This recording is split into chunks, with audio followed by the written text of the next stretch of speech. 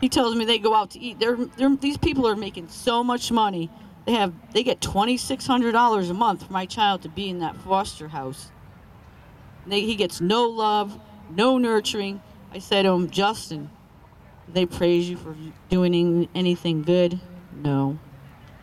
They show you any love? No. Did they give you any special treatment that you're a good child? No.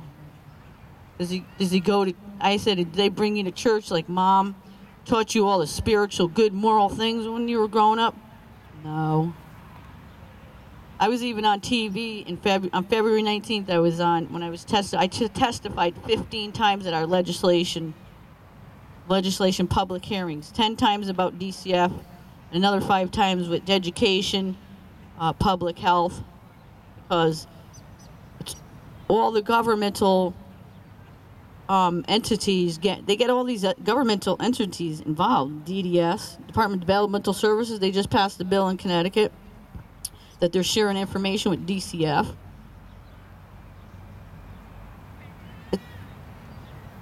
It's really rough that all these DCF in Connecticut, I heard, is $1 billion a year budget.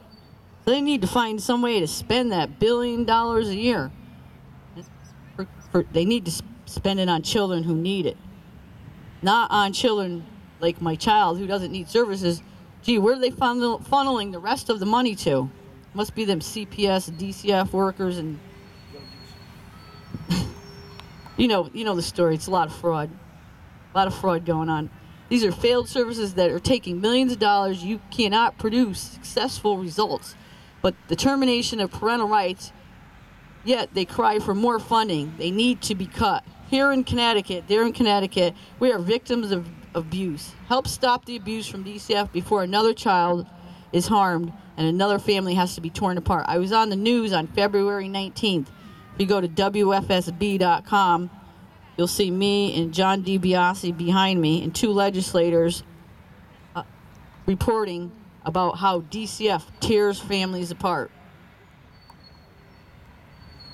They need good children in their custody because they don't need many programs to keep them in the system. It has also happened in family and support courts, too. Maybe there might be some connection as to why the economy has failed here. Low morals amongst families being shoved unnecessarily into psychotherapy, unlawful psychotropic drugging of families. Most of the psychotropic drugs are poison to a child's mind. And I know this because I have done the researches, the facts surrounding these most powerful killer drugs. And it's poisoning children's minds. I consult with my niece who's she graduated summa cum laude from Southern Connecticut State University. And she's a biochemist. We speak periodically about the killer drugs. We need you to get your legislators to care about us. We the people. Some of you know who I am, and you'll see me testify if you go to ctn.com.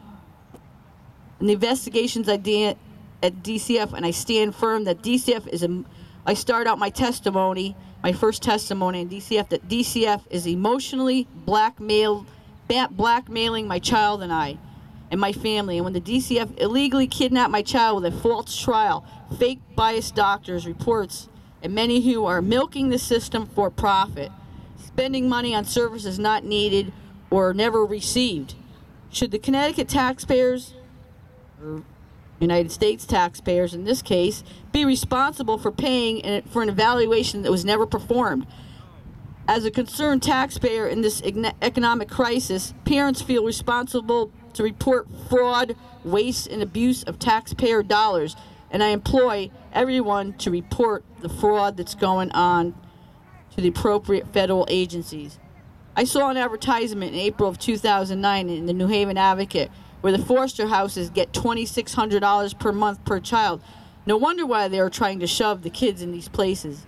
The money looks great, and they don't care about the child. I see it happening, and I have proof and facts. Defendants question why the AG's office, the Attorney General's office, is a party to hundreds maybe thousands of cases of legal kidnappings in Connecticut and around the U.S. for profit, but refuses to get involved when justice is obstructed by secret hearings in probate and juvenile courts and family courts.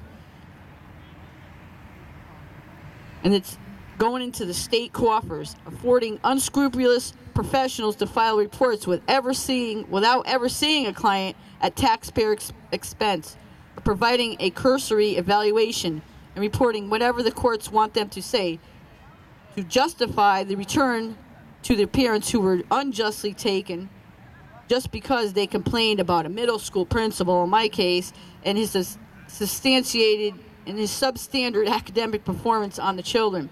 Most public school professionals who make false reports are guilty of conduct unbecoming a professional, as they are, by these titles they know they hold, but judges in these secret courts are only impressed by the titles of their fellow government employees and their court-appointed unscrupulous professional evaluators, that they sell the integrity of their licenses for the steady flow of referrals these courts send to their doors for profit.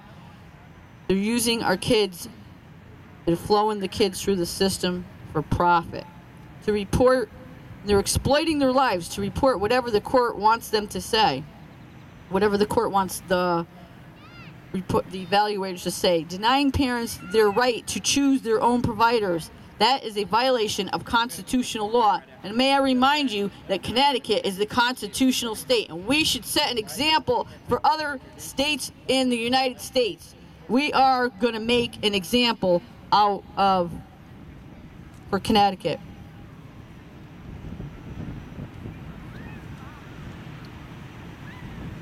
And Bruce Moore said we are the constitutional state. Where is he from?